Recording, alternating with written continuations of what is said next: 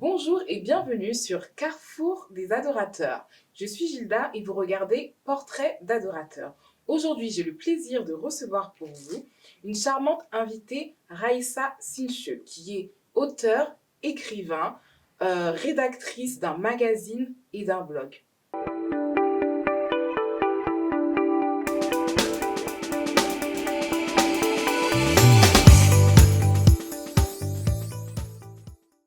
Bonjour Aïssa, c'est un plaisir, un honneur pour moi de te recevoir sur le plateau de Portrait d'adorateur. Tu nous viens du Canada et ce n'est que très peu dire que tu es une femme aux multiples talents. En quelques mots, est-ce que tu peux te présenter ? Alors, moi, c'est Raïssa Sinche. Je suis actuellement auteure, je suis écrivaine, je viens de sortir mon premier livre et également je suis fondatrice d'un magazine qui s'appelle Call Me Rai. Alors, auteure, écrivaine, fondatrice d'un magazine. Alors, est-ce qu'on peut commencer, et en plus chrétienne, comment tu t'es retrouvée à écrire ? Alors, comment je me suis retrouvée à écrire Alors, il arrivait un tournant dans ma vie où je me posais une question. Pourquoi est-ce que je suis sur Terre ? Pourquoi est-ce que Dieu m'a créée ? Pourquoi je suis née ?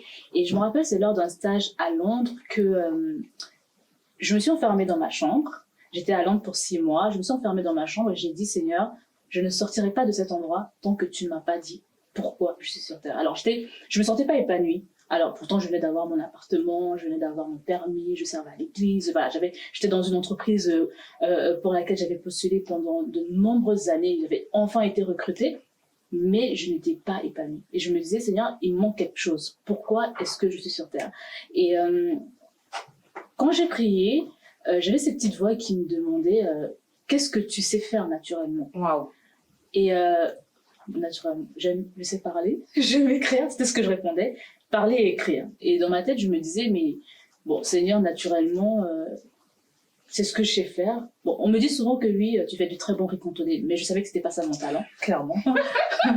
Mais c'est un des talents, mais il y en a d'autres. En tout cas, c'est pas la chose que j'aime forcément faire naturellement, mais pour moi, c'était écrire et parler. Et je me suis dit, bon, est-ce que vraiment c'est un talent parler ? Enfin, pour moi, c'était pas quelque chose à valoriser en fait. Et quand j'ai répondu ça, j'ai eu le flash d'une prédication que j'écoutais de Joyce Meyer qui expliquait que elle avait ce qu'elle appelait un défaut, du moins ce que les gens en général appellent un défaut, c'est qu'elle est bavarde. Et effectivement, je me reconnaissais un peu dans ce mot-là. Et elle expliquait qu'en fait, c'est pas quelque chose qu'il fallait qu'elle estompe, mais qu'elle apprenne à canaliser. Mais maintenant que ça devait servir pour la gloire de Dieu. Alors, bavarde, il y a plusieurs styles de bavardage. Il y a bavardage dans le commérage, bavardage parce que bon, on aime bien parler. Donc, autant aimer bien parler, beaucoup, mais pour Dieu, tout simplement. J'avais l'habitude d'écrire, en fait, les pièces de théâtre de ma classe. Et je me suis dit, peut-être finalement que je peux parler, mais en écrivant, quoi, tout simplement. Wow. Et j'ai entendu, tout simplement, le Saint-Esprit me dire de faire un blog. Alors, moi, j'ai rayonné de Dieu. Je me suis dit, mais moi, je ne lis pas de blog. Je ne lis même pas de blog, ça m'intéresse même pas. Pourquoi faire un blog, c'est trop vieillot. Enfin, c'est vraiment ma réaction un peu comme Sarah, j'y croyais pas. Et je me suis dit, non, Raïssa, tu sais quoi, il faut obéir. Si Dieu te dit, il sait mieux ce qui est bien pour toi. Il faut obéir. J'ai envie de rebondir sur ce que tu as dit, Raïssa. Alors, tu étais dans une période de ta vie où tout semblait aller bien d'un point de vue rationnel. Néanmoins, il y a quelque chose qui titillait ton esprit. Et puis, ça peut être le cas de plusieurs. Ça peut être le cas de quelqu'un qui nous regarde. Sous tout point de vue, sous tout angle, t'as l'air bien, les gens peuvent comprendre, mais tu t'en sors super bien. Tu peux même mettre peut-être une référence. T'as ça, t'as ça, t'as ça, t'as ceci, t'as cela. Mais t'es pas en phase, en fait, avec toi-même. Sur ton cheminement, tu sens que il y a quelque chose qui colle pas. Et c'est là que, en fait, on questionne Dieu sur ce vide et les plans de Dieu. Parce que tu peux avoir plein d'accomplissements, mais être sur les plans de Dieu, justement, j'emploie le mot, là est la question. Et tu dis que tu as fait quelque chose, t'es rentré, tu t'es retiré, et tu t'es dit, Saint-Esprit, maintenant, Dieu, c'est toi et moi, il faut que tu me dises, moi, je sors pas de... Est-ce que Dieu parle? Est-ce que Dieu répond? Parce qu'il y a des personnes qui peuvent se dire, voilà, je vais interroger Dieu et tout, mais voilà, comment je vais faire pour, je sais pas moi, l'écouter, ou est-ce qu'il va me répondre, ou comment moi je vais savoir discerner, ou comment moi je vais savoir, voilà. comment ça s'est passé justement pour toi? Alors, d'accord, c'est vrai que Dieu a plusieurs façons de nous parler. Et moi, pendant ce temps de prière, j'avais beaucoup de flashs, en fait. C'est-à-dire, j'y pensais pas, mais tout d'un coup, j'avais dans mon esprit un truc qui me ramenait dans une chose que j'avais déjà vécue. Wow. Et qui, en fait, ça mettait un point d'honneur et ça répondait à la question que j'avais posée à Dieu. Et j'ai compris que c'était un moyen de Dieu pour me parler. Et j'avais aussi ces petites voix intérieures qui me parlaient. Et j'avais simplement la foi que c'était Dieu qui me parlait. Parce que je me dis, il est très important d'être sincère avec Dieu. Quand tu viens et tu dis, Seigneur, je veux que tu me parles, et que tu crois que tu entends une voix dans ton cœur, une petite voix très douce qui te parle, bah, aie simplement la foi. Et même si tu te trompes, Dieu va jamais te lâcher. Même si tu te trompes, Dieu sera là pour te rattraper. Et donc, moi, j'ai eu la voix que j'entendais, c'était la voix de Dieu qui m'a dit, fais un blog. Mais j'ai entendu, c'est la première marche de l'escalier. Et j'ai dit, ok, je vais le faire. Donc, quand j'écrivais un blog, je ne savais pas ce qui se passait après, ce qui allait se passer après. Moi, j'écrivais juste pour obéir. En fait. Et fais un blog, on est bien d'accord. Hein. Pendant ce temps de retraite, je peux appeler ça retraite, Dieu a réveillé en fait à ta mémoire certaines choses de ton passé. Comme quoi Dieu est avec nous en fait depuis le commencement, depuis longtemps. Et les choses qu'on manifeste, c'est simplement Dieu qui les a mis en nous. Mais simplement, des fois, on ne sait pas qu'on est déjà dans l'exercice de ce que Dieu nous appelle à faire. Et puis tu as discerné, tu as dit, oh, mais je pense que Dieu en fait répond en fait. Ça match avec des questions que je suis en train de me poser. Ça match avec des questions que je suis en train de me poser. Et ce que j'aime bien, Raissa, dans ce que tu dis, c'est que à la fin de cette réflexion, écris un blog. Même si tu ne lisais pas toi-même de blog, t'étais pas friand, tu consommais pas ce genre de choses, c'était pas quelque chose qui t'était totalement inconnu parce qu'il y avait cette essence en fait de l'écriture. Dieu ne t'emmènera jamais, il va jamais te dire quelqu'un qui n'aime pas du tout, je sais pas quoi, oh sois bouché. Non en fait, ou t'aimes pas la vue.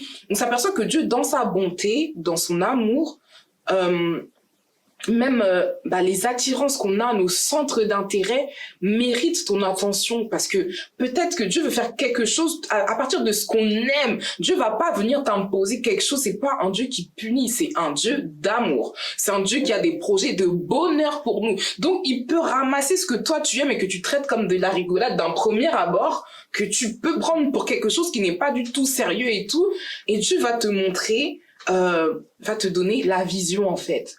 Et Dieu te dit, écris un blog. Et des fois, on se dit blog, quand on entend le mot blog, ça paraît tendance, hein. Tu te dis, mais Dieu, est-ce que Dieu est dans l'histoire des blogs? Est-ce que Dieu sait ce que c'est un blog même? Tu peux te dire, et ça peut être pour plusieurs choses, hein. Tu peux te dire, non, mais Dieu, franchement, si je viens lui parler, je sais pas, de vêtements, il est pas du tout, par exemple, dans les vêtements. Peut-être que t'as une fibre, tu aimes bien la mode, tu aimes bien, designer les choses. Tu te dis, mais Dieu, il est même pas dedans. Mais oui, tu peux te dire, crée un blog. Ah oui, mais clairement. Et j'ai demandé à Dieu, dans mon esprit, j'entends une voix me dire, crée un blog et tu parleras de ce que j'ai fait dans ta vie. Wow. Donc, mon blog était centré sur les témoignages. Et c'est pour ça que j'aime les histoires de vie. J'aime écouter les gens raconter leurs histoires. Parce qu'au final, je trouve qu'il y a une puissance dans le témoignage. Je trouve que l'une des manières dont on peut également toucher le cœur, parce qu'on entend les prédications. Ouais. C'est une très bonne chose et je pense qu'il faut être équilibré. Les prédications, les témoignages, les exhortations, il y a plein de choses, plein de dons dans le corps de Christ. Mais en tout cas, la particularité que Dieu m'a donnée, c'est de parler de lui au travers de mes témoignages. Alors, j'ai fait un blog dans lequel je racontais tout ce que Dieu avait fait pour moi. Alors, jusqu'aujourd'hui, des fois, quand je prends le blog et que je le lis, je dis, mince, mais en fait, ça m'édifie, moi, en fait. Parce que ça me rappelle, au final, que non, si Dieu l'a fait à ce moment-là, il peut encore le faire aujourd'hui. Allez, courage. Vraiment, la gratitude, c'est une attitude que je nourris énormément. Parce que je pense que même si on n'a pas tout, quand on apprend simplement à être reconnaissant pour tout ce que Dieu a fait dans nos vies, on garde la paix, on garde la joie. Et encore, ce qui est merveilleux, c'est le fait de savoir que ça bénit d'autres personnes. Donc, on ne le fait pas que pour soi, on le fait d'abord pour les autres, pour servir les autres.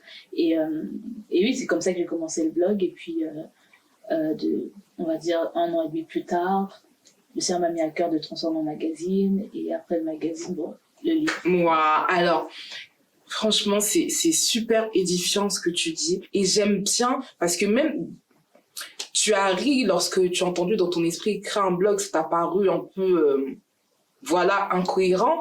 Mais j'aime bien, en fait, parce que du blog est né un magazine un vrai projet de livre et Dieu t'emmène encore quelque part. Donc, ne minimisons pas, en fait, ce qu'on entend dans notre esprit, même si ça nous paraît petit, ça nous paraît, je sais pas comment tu dis ça, là. Clairement. Mais derrière ça, déjà, s'il y a le pas d'obéissance, bah, derrière ça, ça se poursuit. Clairement. Mais surtout qu'en plus, quand Dieu, à ce moment-là, m'avait dit c'est la première marche de l'escalier, je n'avais pas compris ce que ça voulait dire. En fait, j'avais compris que, bon, ça allait m'emmener quelque part, mais je ne savais absolument pas. J'avais vraiment...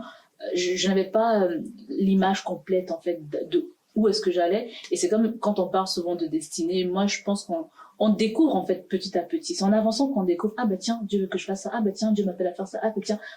Il y en a qui vont savoir que, bon, par exemple, ils sont appelés à être prophètes ou pasteurs ou évangélistes. Mais souvent, même dans cette préparation-là, tu découvres des talents qui finalement t'emmènent à produire encore autre chose, en fait, d'autres fruits. Et c'est quelque chose qu'on découvre, en fait, petit à petit. Et en acceptant de faire le blog, c'est après que je me suis... Aujourd'hui, en tout cas, on va dire aujourd'hui, avec du recul, je me dis, ah oui, ok, c'est ce que ça voulait dire, en fait. C'était le blog, le magazine. Aujourd'hui, le livre, et bon, j'ai d'autres projets, justement, qui arrivent aussi. Et je me dis, heureusement que j'obéis. Et l'obéissance est très, très, très importante. Ben, j'aimerais rebondir sur ce que tu dis par rapport à l'obéissance. Ok, des fois, ça peut nous paraître incompréhensible. On voit pas tout de suite le bout de la chose où est-ce que Dieu veut en venir concrètement. Mais ce que j'ai aimé dans ce que tu viens de dire, c'est que dans cette préparation-là, c'est en faisant que tu découvres et que certains fruits, que tu produis certains fruits, en fait. Donc, en fait, faut faire. Oui, bah, faut être dans l'action. Exactement. Faut être dans l'action. Exactement. Bah, c'est important, en fait, et quand je parle d'obéissance, il y a une phrase que j'aime souvent dire, c'est « Dieu n'est pas fou ». C'est-à-dire que quand Dieu nous demande de faire quelque chose, il sait pourquoi. Mais ce qui nous empêche des fois de vivre ces choses-là, c'est le manque de foi. Parce qu'on n'y croit pas. Et l'obéissance, c'est important parce que du coup, en obéissant, faisant le blog, j'ai appris tellement de choses. Mais la première chose, c'est apprendre à faire confiance à Dieu. Wow. Ma vie m'avait j'avais vécu déjà plein d'expériences qui m'avaient conduite à faire confiance à Dieu. Mais quand Dieu t'appelle à faire des projets, quelquefois qui va nécessiter même de l'investissement financier et que tu ne sais pas d'où ça va venir, tu sais qu'en fait, tu peux que compter sur Dieu, en fait. Quand je dois écrire et que je dis, mais Seigneur, je dois écrire sur quoi? En fait, je compte sur Dieu, en fait, pour m'inspirer de ce quoi je dois écrire. Ça m'a appris, en tout cas, la confiance en Dieu et prendre Dieu pas comme partenaire, mais je dis toujours à Dieu, tu es le fondateur, moi je suis juste la gérante sur terre, c'est tout. Waouh, Dieu, tu es le fondateur et moi je suis la gérante sur terre. C'est un super credo. Ouais. C'est un super credo qui définit un peu la vision des choses que les entrepreneurs chrétiens devraient avoir. Ont certainement Dieu, tu es le fondateur et nous sommes les gérants. Et dans un laps de combien de temps t'es passé d'écriture d'un blog au magazine, du magazine au livre, et entre ces périodes, comment t'avais la conviction que Dieu était toujours avec toi, que ce que tu faisais c'était bien, est-ce que toi-même tu y trouvais ton compte entre guillemets? Est-ce qu'il y a eu des moments de doute? Ah oui, des moments de doute, il y en a tout le temps. Il y en a tout le temps, bon, pas tout le temps, parce que je dirais que il y a du doute parce que l'ennemi veut venir mettre des semences pour te ralentir. Mais quand tu te nourris ta parole de Dieu au fil du temps, tu sais comment répondre à l'ennemi quand Satan vient pour t'intimider. Mais comment ça s'est passé? Alors j'ai trouvé que c'était très rapide. J'ai trouvé que comment Dieu fonctionnait était très rapide et j'avais même très peur de tomber dans je vais faire les choses très très vite alors qu'il faut laisser les choses mûrir. Et je me rappelle que Dieu m'avait donné cette parole dans sa parole qui dit qu'il rattrapera les années que les sauterelles ont mangé. Et en fait, c'est cette parole-là qui m'avait apaisée. Je me suis dit, ok, ça va si vite pour moi, mais en fait c'est parce que tu le veux. Mais pourquoi? Parce que pendant tellement d'années j'avais échoué. J'avais échoué pendant très très très longtemps. Et ça m'avait beaucoup cassé, j'avais perdu confiance en moi. Et en fait, donc, j'ai commencé le blog en 2017, le magazine est né en avril 2019, et j'ai sorti le livre en 2000. On va dire, le livre a été définitivement mis en ligne en 2020. Donc pour moi, ça a été quand même quelque chose de, on va dire, en espace de 3 ans. 3 ans, bon, aujourd'hui 3 ans et demi. Mais pour moi, c'était assez rapide quand même. J'ai trouvé. Je disais, mais Seigneur, un peu doucement là. Allons doucement, mais j'ai compris que c'est ce que Dieu voulait faire. Et quelquefois, on peut se dire que, oh, mais j'ai l'impression que ça va trop vite. Faut qu'on aille doucement. Mais en fait, des fois, c'est Dieu simplement qui veut que tu ailles vite. Faut se laisser porter. Voilà, exactement. Faut se laisser guider. Des fois, c'est Dieu qui veut rattraper justement les années que les sauterelles ont mangées. Et justement, j'ai envie de rebondir là-dessus parce que Dieu est tellement bon, comme tu as très bien dit ce passage, qu'il est capable de rendre les années que les sauterelles ont dévorées, ça veut dire des années perdues, des années de galère, des années où tu étais dans la distraction, des années où tu étais à gauche au lieu d'être à droite, et ça peut aller super vite. Oui, et j'aimerais vraiment en fait revenir justement quand tu parles d'années que les sauterelles ont dévoré. Enfin, moi, ce que j'aimerais dire à quelqu'un aujourd'hui, c'est que j'ai quand même raté ma 3e année licence 4 fois. Waouh! J'ai été quand même j'ai eu des métiers qui m'ont semblé bien, mais je ne me voyais pas avancer dedans. Pas parce que je ne me voyais pas capable, mais c'est parce que j'avais l'impression que il y avait une limitation, tout simplement. Okay. Donc pendant des années, effectivement, je faisais des métiers, je faisais des boulots, je me disais, mais est-ce qu'un jour je vais m'en sortir? Est-ce qu'un jour je vais être épanouie? Est-ce qu'un jour... Donc pendant des années comme ça, je laissais passer. Des fois, je disais, vas-y, je vais plus à l'école. J'avais l'impression d'être très enfermée dans une boîte où je n'allais jamais voir... Tu voyais pas le bout. Pas du tout. Ouais. Dès que tu décides et que tu vas sincèrement, tu dis, Seigneur, ok, je me repens, parce que certainement, tu as dû me dire que je devais pas faire telle formation, parce que moi, c'était le cas. J'ai voulu m'engouffrer dans une formation alors que Dieu m'avait dit que c'était pas la mienne. Mais voilà, tu dis, Seigneur, je me repens, ou au pire des cas, pour celui qui n'a pas forcément désobéi, simplement d'un cœur sincère de dire, Seigneur, j'ai besoin que tu me dis que tu changes ma vie. Et vraiment, aujourd'hui, je dis toujours, Dieu réécrit des histoires parce que on est en 2021, mais j'aurais jamais pu imaginer que j'aurais pu sortir un livre. Après tout le parcours que j'ai eu, des fois j'étais là, je pleurais, je me disais mais j'ai l'impression que ma vie va jamais avancer. Et par la même occasion, il y avait des personnes dans mon entourage justement qui ne croyaient pas forcément en moi parce que j'avais l'impression d'être un échec pour eux.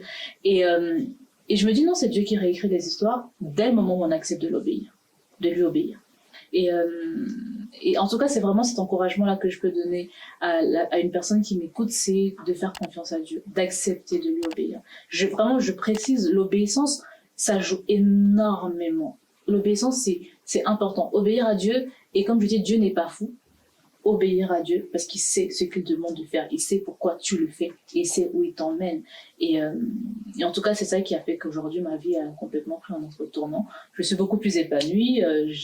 Maintenant que je suis dans les plans de Dieu, comme tu l'as dit, que je marche dans les plans de Dieu, je vois simplement Dieu faire. Je vois les portes s'ouvrir. Je veux dire, même le livre que j'ai écrit, c'est tout un témoignage. Quand on dit Dieu prévoit, il pourvoit aussi, il a déjà prévu la preuve. Enfin, je veux dire, c'est quelque chose d'extraordinaire quand on marche dans l'obéissance. Wow, mais l'obéissance, comment... parce que c'est vaste. J'ai envie d'aider quelqu'un dans le sens où on souhaite tous plus ou moins obéir à Dieu. Mais on se dit, comment être sûr que là, j'obéis à Dieu? Tu vois? Comment être sûr que là, je suis dans les plans? Comment être sûr... à quel moment on percute que ouais là je crois que alors en tout cas ce que je peux comment est-ce qu'on sait qu'on est dans les plans qu'on est sur la bonne voie, que là je suis en train d'obéir? D'accord, parce que c'est la clé finalement. Oui, mais moi je dis toujours on est des humains, il y a une marge d'erreur. La clé dans l'obéissance c'est la sincérité aussi.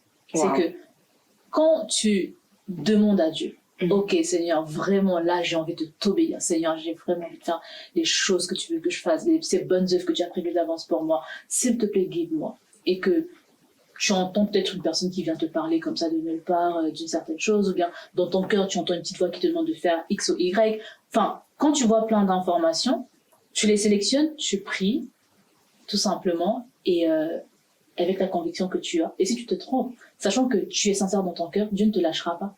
Il ne viendra pas te fouetter pour dire mais pourquoi tu as pris cette voie? Non, il saura que dans ton cœur, effectivement tu as certainement pensé que c'était lui. Il viendra te dire bon mon enfant, d'une manière ou d'une autre, il le fera d'une manière. Dieu est un père responsable, il le fera d'une manière ou d'une autre. Et on est des humains, il faut se laisser une marge d'erreur. Hein. Dieu le sait très bien. Donc une fois que, en tout cas moi je dis toujours, la conviction que vous avez, écoutez-la. Si vous avez prié, vous avez une conviction, écoutez-la. Allez-y. Si vous vous trompez, Dieu saura vous ramasser, il saura encore rattraper le temps. Tout simplement. Donc oui, j'aime cette notion d'obéissance-là, telle que tu l'as décrit. Mais ce que je constate quand je t'écoute, c'est que pour obéir, il faut écouter à qui, à quoi, à Dieu. Donc la démarche en amont, c'est de consulter Dieu en fait. Parce que pour obéir, il faut avoir une direction. Et cette direction, c'est Dieu qui la donne. Donc pour obéir, il faut consulter Dieu. Et dans toute sa sincérité, se montrer dans toute sa faiblesse, dans tout son mauvais jour, dans toute sa vénalité, dans toute sa cupidité, dans tout en fait. Et là, tu lâches prise et Dieu ne manque pas à parler. Parce que oui, Dieu parle. Ça, c'est un exemple, voilà, qui t'a concerné. C'était des flashbacks qui réveillaient ta mémoire à certaines choses. Pour d'autres, ça va être des personnes récurrentes sur ton chemin. T'as l'impression qu'ils te parlent tous de la même chose. Sur une même période, tu vas rencontrer X, Y, 3 jours après, tu vas rencontrer Z, et t'as l'impression que ça revient. Il faut être attentif, parce que je suis sûre que ce Dieu-là même qui parle, qui émet le message, il va disposer ton cœur pour que tu reçoives aussi. Donc, en parlant de confiance, parce que tout est confiance. On demande à Dieu d'obéir, mais même pour l'obéir, il faut lui faire confiance. Et c'était vraiment précieux ce que tu as dit. Mais dans le chemin de cette obéissance, je pense qu'il y a des doutes. Des fois, on est en proie à certaines choses. On a besoin peut-être de signes ou comment Dieu manifeste du coup sa bonté pour qu'on reste en fait sur ce chemin-là d'obéissance. Est-ce qu'il y a des coups de pouce qui viennent de la part du ciel? Je pense que déjà, il y a la base, quand on lit la Bible, je pense que Dieu nous parle déjà par sa parole et ça nous réconforte en général. Ça te réconforte et ça te rappelle que Dieu est là. Et Dieu passe aussi par des hommes, notamment, en tout cas, me concernant, j'ai eu la grâce d'avoir des mentors qui étaient là pour me rappeler, travaille le don que Dieu t'a donné, n'abandonne pas, vas-y. Mais surtout aussi des mentors qui m'ont rappelé l'excellence dans le travail de Dieu. Et c'est important. Et je dirais que Dieu, autant il y a sa parole, autant il y a les hommes, comme tu l'as dit, effectivement, il y a des personnes qui sont là pour nous rappeler que oui, il faut continuer sur ce chemin-là. Donc il y a Dieu, il y a aussi la part des hommes qui n'est pas à négliger. Donc il faut pas négliger les gens, il faut pas négliger les personnes que Dieu met sur notre chemin, parce que tu sais pas si c'est un point de contact pour finalement ouvrir une porte de ta destinée. Sait-on jamais si c'est Dieu peut te connecter. Il faut aimer l'homme aussi. Au Canada, du moins dans la société américaine, ça fonctionne beaucoup par réseautage. Et qui dit réseautage exige que tu sois sociable. Parce que pour faire du réseau avec les gens, tu as besoin de discuter avec eux, tu as besoin d'aimer la présence des gens. C'est tellement important de savoir créer un réseau, mais pour pouvoir créer un réseau, il faut aimer les gens. Il faut aimer l'humain, en fait. Il faut être sociable, accepter, comme tu disais aussi, l'humilité, effectivement, ça fait partie de l'amour. Accepter que tu peux apprendre d'une autre personne, même si physiquement, elle ne semble pas être la personne qui peut t'apporter grand-chose. On ne sait pas ce qu'un être humain renferme en général. Donc, aimer l'humain et accepter d'apprendre des autres en tout cas, c'est ce que ça m'a appris. Ça m'a appris à donner du temps aux gens. Ça m'a appris à ne pas négliger les personnes que tu rencontres. Peu importe la voie, ça peut être dehors en marchant, ça peut être sur Internet. On ne sait pas qui est qui. Après, si la personne maintenant devient un peu agaçante ou déborde ou bien a des propos déplacés, c'est différent. Mais lorsque c'est professionnel, qu'une personne veut parler peut-être de sujets de société avec toi, pourquoi ne pas t'ouvrir? Ça peut être une personne que Dieu met sur ton chemin. Et je sais que dans mon cœur, j'aimerais tellement faire de la production de films, mais à ce moment-là, je me suis dit, et si en fait c'était la personne que Dieu m'avait envoyée initialement pour m'aider et j'aurais d'autres contacts qui m'auraient... En fait, j'ai fait le lien et je me suis dit, juste parce que j'ai négligé une personne, peut-être que je passe à côté de beaucoup d'autres choses. Que celui qui a des oreilles entende. J'ai envie de dire, c'est vrai que c'est une erreur qui est très tentante et que je pense qu'on fait tous de manière peut-être consciente ou inconsciente, mais soyons humbles. Quand tu rencontres quelqu'un, ne regarde pas à ça, je sais pas comment, ou ne t'estime pas toi plus haute que cette personne ou quoi, parce que t'as employé une image qui est super. Tu dis quand tu vois une personne, tu sais pas ce qu'elle renferme. Non, tu sais pas ce qu'elle renferme, donc faut s'ouvrir aux autres. La Bible nous dit aime ton prochain, hein. Toi-même tu es le prochain de quelqu'un, une autre personne est le prochain de toi, etc., etc. Et Dieu, pour agir, il se sert que d'hommes entre nous, les hommes, sa création, ses enfants, ses fils. Donc vraiment soyons attentifs, aimons les gens. C'est pas faut pas être animé de cette pensée vicieuse. Voilà, dès que tu rencontres quelqu'un, qu'est-ce qu'elle peut m'apporter, est-ce qu'elle apporte dans ceci, dans cela. Non, déjà cette démarche d'amour, tout simplement cette ouverture. Peut-être c'est toi qui vas bénir cette personne, ou peut-être ça viendra de l'inverse, mais dans tous les cas, l'intention principale, déjà, traite cette personne comme un prochain. Dieu l'aime, part du principe que si Dieu l'aime, toi tu l'aimes aussi. En tout cas, tu te dois de cet amour agapé, et tout ira bien. Ça n'a jamais tué quelqu'un. Exactement. C'est vrai qu'il faut faire vraiment la nuance. Il ne faut pas se dire je dois aimer les gens parce qu'ils vont m'apporter quelque chose. Non, le but c'est simplement d'aimer les gens juste parce que je pense qu'on est, comme tu as dit, on est une bénédiction également pour quelqu'un d'autre. Donc simplement, Dieu ne nous a pas créés pour vivre seuls sur la terre. On est tous en interconnexion. Donc c'est important de toute manière, quelqu'un t'apportera toujours quelque chose. Certaines personnes aiment souvent dire sur Instagram, soit des erreurs, soit des leçons, enfin, il y a tous ces posts qu'on publie, mais on est appelé à vivre en interconnexion. Donc c'est important de savoir aimer l'humain. On peut pas vivre tout seul. Donc peu importe, toi tu m'apportes quelque chose, moi je t'apporte quelque chose, donc ça finira par, tu apprends, enfin moi je pense que Dieu nous bénit toujours par chaque personne qu'on rencontre. Ça peut être un sourire, parce que des fois on va se dire l'opportunité c'est je sais pas, le futur contrat, un contrat qu'on est en train de chercher dans telle entreprise, mais peut-être qu'au final ce dont tu avais besoin ce jour-là c'était quelqu'un qui te sourit, et ça peut être une bénédiction tout simplement. Et donc pour moi, en tout cas, je dis, il faut aimer les gens, faut être sociable, après, bon, on a nos humeurs, on est des humains, hein, mais voilà, c'est par là, parce que sinon, tu passes à côté de beaucoup de choses. Beaucoup de choses. Et toi, en ce qui te concerne, est-ce qu'il y a un moment T où tu as fait une rencontre particulière, où Dieu t'a connecté à quelqu'un Dieu m'a connecté à beaucoup de gens, sincèrement, mais c'est vrai que si je dois en citer, il y a Auréline Semek qui a fait la préface de mon livre d'ailleurs, qui est également l'auteur du livre Choisi, un livre que toute femme devrait lire, vraiment. Et elle a beaucoup apporté dans ma vie. Alors Aurélie, c'est une femme qui travaille, c'est une femme visionnaire, ambitieuse, qui travaille dans l'excellence, et c'est vraiment toutes ces valeurs-là aussi qu'elle m'a prodiguées. J'ai fait beaucoup d'ateliers avec elle.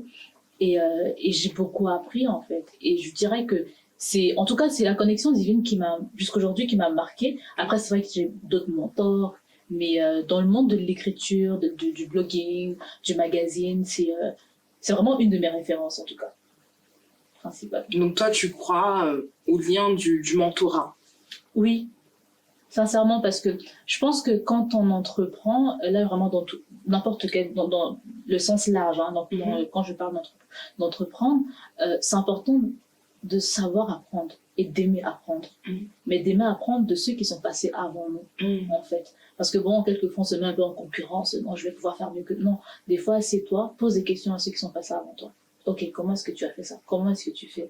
Et c'est comme ça, en fait, que tu te fais mentorer. Bon, des fois, c'est pas sur un long terme, ça peut être sur un court, moyen terme, mais le mentorat est là pour te guider, pour t'apprendre, parce que les personnes ont vécu certaines choses avant toi, donc elles sauront te dire quelles erreurs ne pas faire et quelles choses faire pour ne pas faire des erreurs, et quelles actions ne pas poser, justement, pour éviter de tomber ou éviter de faire des erreurs qui pourraient nous faire perdre du temps, quoi. Ah oui. Ma prochaine question, c'était quel défaut à surtout bannir pour aller loin, mais je pense qu'on a répondu en partie déjà. Et si tu avais quelque chose à rajouter encore? Alors, dans un sens large d'entrepreneuriat ou dans un... Les deux. Éviter la procrastination. Alors, avec la procrastination, on n'accomplit rien. Quand on ne définit pas une date ou un objectif précis, on remet toujours à plus tard. Parce qu'on n'a pas vraiment d'objectif précis. On se dit, ok, par exemple, j'ai envie d'écrire un livre. Si tu ne te dis pas, bon, il faudrait qu'à telle date, j'ai au moins commencé un peu, on va dire, une ébauche, tu vas dire tous les jours, oh, mais je le ferai demain, oh, mais je ferai demain. Et 1 an va passer, 2 ans vont passer, 2 ans vont passer, 3 ans vont passer, et tu n'auras jamais rien fait.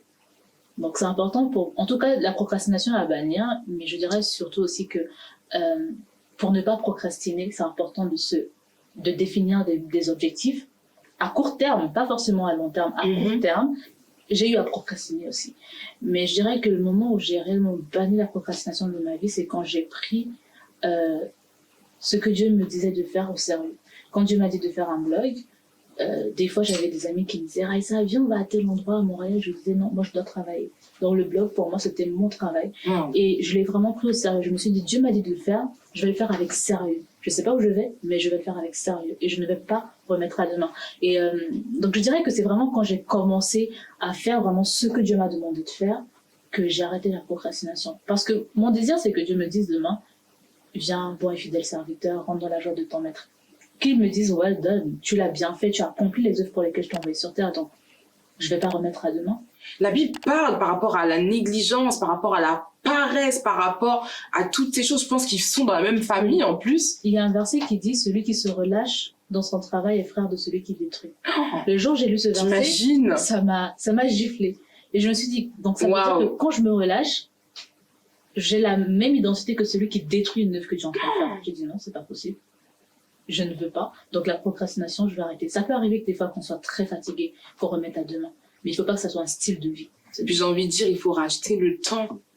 La parole nous dit racheter le temps, et ça prend son sens dans un sens très large comme dans le sens très littéral en fait du terme. Il faut racheter le temps parce que chaque jour qui court, chaque jour il y a des événements qui se créent, il y a des nouvelles opportunités, il y a d'autres menaces, il y a des gens à sauver, il y a des vies des gens qui sont rasoirs, qui sont en train d'être menacés. Et quand on dit racheter le temps, ben chaque jour qui nous est offert, c'est une nouvelle journée pour attirer une nouvelle âme vers le Seigneur, une nouvelle journée pour communiquer du bonheur à quelqu'un qui était dans la dépression, une nouvelle journée pour être instrumentalisé, pour donner de la paix à quelqu'un qui était dans les tourments, une nouvelle journée pour rendre la gloire de Dieu, témoigner juste de Dieu, amener la lumière de Dieu quelque part. Et on se rend pas compte, mais c'est vrai que il y a des situations d'urgence. En fait, on est dans un monde de tellement oppressant, tellement ceci, tout est mis en place pour truc. Et quand tu commences à considérer que tu es en mission, que ce que tu fais, peu importe l'image que ça prend, parce que des fois on peut se dire servir le Seigneur, c'est dans un cadre, c'est dans un temps, c'est à l'église, c'est quand je chante, c'est quand je suis en train de faire l'école du dimanche, c'est quand je suis en train de modérer, c'est quand je suis en train... Mais en fait, non, parce que la création, elle attend. Exactement. La création, elle attend. Exactement, c'est ça, la création attend. Et si nous, on perd du temps, la création attendra jusqu'à mourir, en fait. Et donc, Raïssa, du coup, qu'est-ce que toi tu fais? Comment te trouver? T'as écrit un livre, il porte sur quoi? Ok, alors j'ai écrit un livre tout récemment. Vous a été destiné. Alors, c'est l'histoire de deux jeunes femmes d'origine africaine qui vont rencontrer plusieurs défis dans leur vie. Mais au travers de ces histoires, je soulève deux sujets qui, pour moi, sont encore considérés comme tabous en Afrique, dans les sociétés africaines. Le premier sujet, c'est les agressions sexuelles au sein du cercle familial. Et le deuxième sujet, c'est la maltraitance infantile. Vous savez, lorsque un enfant habite chez un oncle, l'ami d'un parent, et vit, enfin, quand ça ne se passe pas bien, on a souvent tendance à fustiger l'enfant sans forcément demander comment est-ce que lui il vit en fait. On se pose pas les questions sur la santé mentale de l'enfant. Et alors, au travers de ces deux personnages-là, j'ai voulu justement mettre ça en relief et faire comprendre, mais cette fois-ci prêter la voix aux personnes qui sont victimes, parce qu'on ne demande pas souvent leur avis, et cette fois-ci pour que les gens puissent comprendre que voilà ce que ces personnes traversent. Et en tout cas, j'espère en tout cas ça vous donnera de l'espoir aux personnes qui ont vécu ce genre de choses, que ça fera changer les mentalités aux personnes qui pensent que c'est normal, par exemple, que lorsqu'une fille se fait agresser sexuellement, on lui demande de se taire parce qu'on ne veut pas que tel oncle soit mis à nu dans la famille. Donc, elle est seule avec sa souffrance. J'espère que cette personne-là, en tout cas, elle retrouvera de l'espoir au travers de ce livre. Et en tout cas, mon message, c'est le pardon et l'espoir. Mosaïque de destinée. Pourquoi ce titre? Alors, pourquoi Mosaïque? Parce qu'en fait, initialement, il est inspiré de Fariel. Je me suis assise avec plusieurs personnes qui m'ont raconté leurs histoires, leurs témoignages. Et Mosaïque, parce que du coup, j'ai dû prendre des clips de leur vie pour pouvoir faire comme un patch et créer en fait des personnages. Donc voilà, d'où le nom Mosaïque en fait. Parce que chaque personnage est une mosaïque de plusieurs vies, plusieurs témoignages. Très bien. Et le magazine? Alors, le magazine s'appelle Colmirail. On est actuellement en préparation de notre 3e numéro. Le premier numéro, le thème c'était Vie ta best life, vie ta meilleure vie. Mais derrière ce thème, c'était, on voulait vraiment faire ressortir la gratitude. Dans un temps de confinement, les gens pensent que vivre la best life, c'est être sur une plage, ou bien dans un restaurant quelque part à New York ou à Paris avec un verre de cocktail. Mais on a voulu faire comprendre que tu peux vivre ta best life même étant chez toi. Ta best life, ça peut être avec tes parents, en train de regarder la télé. C'est une grâce. Il y en a qui n'ont pas de parents, qui n'ont pas de télé, en fait. Entendu comme ça, franchement, ça change la perception. Exactement. Ouais. On voulait vraiment apporter notre perspective de vivre sa meilleure vie. Surtout que moi, j'ai très très bien vécu le confinement, simplement parce que j'ai gardé une attitude de reconnaissance. Seigneur, je me suis levée ce matin, il y a du soleil. Ça fait 8 mois que j'avais pas vu de soleil, je suis contente, je te suis reconnaissante. Et en cultivant cette attitude de reconnaissance, de gratitude, je me suis rendu compte que je vais dans la joie et je vivais ma best life en fait. Yes. Et j'ai envie de rajouter, si je peux me permettre, de contentement aussi. Oui. Seigneur, tu m'as donné ça, j'en ai 2, c'est déjà bien. Peut-être que j'en ai pas 3, 4, mais j'ai 2. Merci Seigneur, je me contente de ça et je vais jouir de ça déjà dans un C'est vraiment de reconnaître, de poser les yeux sur des choses qu'on estime normales et banales et pour lesquelles on prête pas forcément attention. C'est super. Le 2e numéro, le thème c'était que ferais-tu pour changer le monde? Et on s'est rendu compte que pour changer le monde, des fois on se dit non mais c'est trop, il faut faire telle chose. Non, des fois c'est très simple. Ça peut être commencer par pardonner. Ça peut commencer par bien se marier, bien traiter sa mère, bien traiter son fils. Enfin, c'est des petites actions au quotidien qui font en sorte que le monde change en fait. Wow. Et c'est ça qu'on a voulu véhiculer au travers de plusieurs histoires dans le magazine. Et le 3e thème, je vous donne rendez-vous cet été. Sur le magazine Colmirail. En tout cas, c'est très inspirant et je doute même pas du bien fondé, du bien que ça va répercuter sur les lecteurs, quoi. Donc, allez-y. Allons-y. Merci beaucoup, Raïssa, d'avoir été avec nous. Ça a été un réel plaisir. Nous avons été vraiment bénis par ta présence, édifiés par tes propos et vraiment, que Dieu continue de t'amener là où il t'amène. Merci beaucoup à toi aussi. Je t'en prie. Merci de nous avoir suivis et à bientôt.